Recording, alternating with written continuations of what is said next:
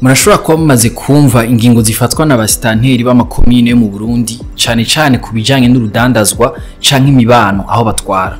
Sibo bonyene n'ababura amatari hari ingingo zitandukanye bafata rimwe zigatera amakenga. Umuntu akabona abadandaza bacibwa amahadabu kubera barengeje ibiciro vyashinzwe na leta. Bihora bishika nawe ukibaza igituma hari abadandaza bacibwa amahadabu atangana kandi bakoze ikosa rimwe ku kidandazwa kimwe. Mbega ubushobozi bw'abajejwe intwaro mu gufata ingingo canke guca amande bugarukirahe? Nivyo turabira hamwe mu nkuru nyamukuru y'uwa mbere. Amahoro cane, ni David, nizere ko meze neza. Twibukanye gato zimwe mu ngingo zafashwe zikavugwa cane mu binyamakuru muri iyi myaka ya hafi. Buramatari wa Muyinga mu kwa kane k'umwaka uheze wa 2023 yagize ati nta musore w'imyaka 25 dukeneye gusubira kubona mu nzu kwa se.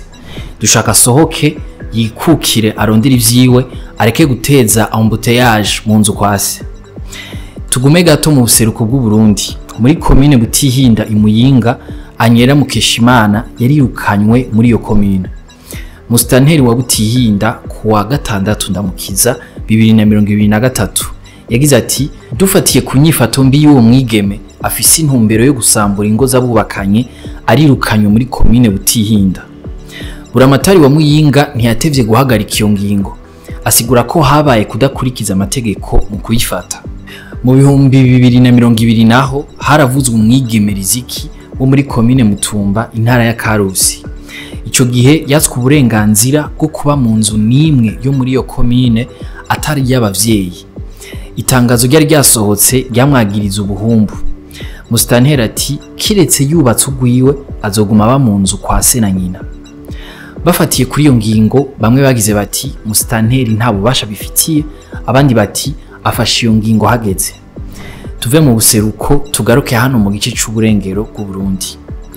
Itariki 20 ukwezi kw'icumi 2023 musitanteri wa komine Kanyosha mu ntara ya Bujumbura Trifine Safari yarasohoye itangazo yamenyesha ko umunyagihugu arondera impapuro zitandukanye ategerezwa kuja mu ikomine yibangikanije ikaye y'urugo, ikaye canke urupapuro vyerekana ko yitaba ibikorwa rusangi. Ngo atari uko ntibazokwakirwa. No muri kino gihe abanyagihugu bahamagarirwa kwiyandikisha kugira baronke uburenganzira bwo kuzokwitaba amatora ya 2025 biriko biraba. Hari abasitanteri bariko barasohora inyandiko bamenyesha ko umunyagihugu atazoba yiyandikishije atazoronka uburenganzira bwo kugira icyo asavye muri komine. Mbega none amategeko abivuga kwiki? Nivyo ko ubujejwe intwaro afise uburenganzira bwo gufata ingingo kuneza y'abanyagihugu arongoye. Ikibi no kuvuguruza ibwirizwa shingiro risumba yandi mategeko n'amabwirizwa yose y'igihugu. Rero uburenganzira abantu bahabwa n'ibwirizwa shingiro bwategerezwa kubahirizwa. Uko biri kose no mu gihe umuntu aba yafashwe akora icaha cyo kurenga ibigo canke kugurisha umubiri, si igihano cyo kwangazwa aca ahabwa. Ingingo y'amajana 550 yo mu gitabo mpanavyaha irabivuga ko ngo umuntu wese afashwa arenga ibigo ahanishwa ihadabu ry'amafaranga y'amarundi ava ku 200 gushika ku 100. Umuhinga mu vy'amategeko akaba kandi n'umwigisha muri kaminuza Dr. Alexis Manirakiza yaravuze ku bijanye n'abasitanteri bafata ingingo yuko hari umuce w'abantu batoronswa ivyo basaba muri komine. Iyo ngingo inyuranye n'amategeko, asigura ko atategeko na rimwe gisunzwe mu kuyishiraho. Arangiza agira ati muri make kuronswa impapuro zitandukanye n'uburenganzira bw'umunyagihugu wese. Si musitanteri ashiraho ibisabwa kugira zitangwe, bishigwaho n'itegeko rigenga abanyagihugu bose. Ejo bundi naho Inyanzarake musitanteri Marie Gorette Irankunda yarasohoye itangazo rishinga amafaranga abakozi bo ku munsi babwirizwa guhembwa muri iyo komine atwara. Hari tariki 9 z'uku kw'icumi. Ico gihe yashinze agahembo ku barima n'abubaka, twarabigarutseko.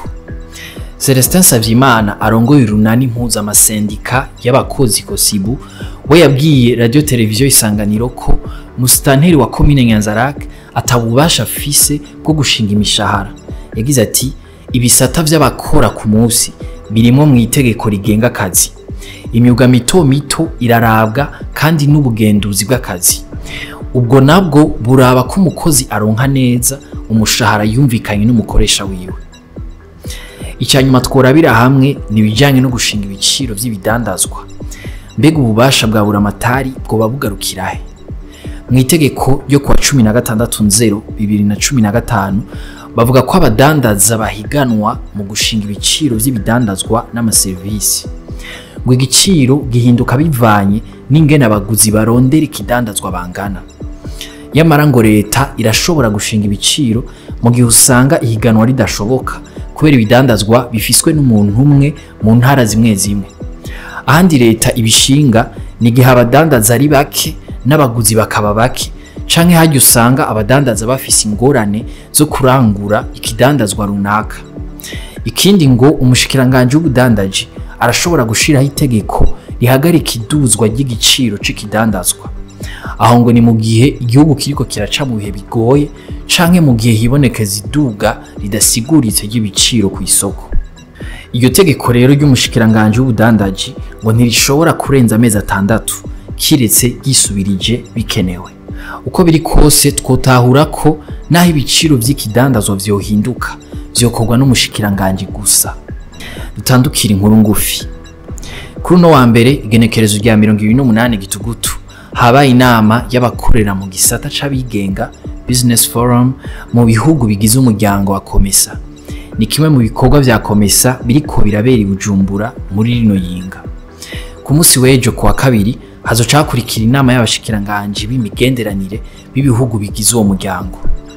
Ejo hahise umunyamabanga mukuru wa COMESA Chireshe Mpundu Kapwepwe ashitse ku kibuga c'indege yaravuze bimwe mu bikorwa bizorangurwa. Ngo hazoba harimwo gushikiriza icegeranyo c'ingene uwo muryango wifashe. Ikindi nuko umukuru w'igihugu c'u Burundi Evariste Ndayishimiye ari wazocaramutswa uwo muryango. Umushinga mateka Pamphile Marayika yarabajije umushikiranganje wa mbere ati twaratoye amafaranga leta izokoresha mu bijanye n'amatora amamiliyaridi menshi. Mugabo twaratangaye twumvise umushikiranganje w'intwaro yo hagati mu gihugu ahamagariye abene igihugu guterera amatora. Ngo mbega vyagenze gute ko hari ivyategekanywa n'itegeko uko amafaranga yotozwa. Hari kuwa kane uheze itariki 24 Gitugutu 2024 igihe inama nshinga amateka na nkenguza amateka vyari vyakoranye. Gervais Ndirakobuca yamwishuye ati umushikiranganje w'intwaro yo hagati mu gihugu mu gushiraho rirya tangazo yisunze ivy'abanyagihugu bamwe bariko barasaba. Ngo nta muntu numwe azoza gufata umunyagihugu ngo terera amatora. Umuntu wese azoterera ku bushake bwiwe. Mwakoze kudukurikira. Aya makuru muyasanga ku mbuga za Yaga na Iris News. Ahanje tuzosubira ejo.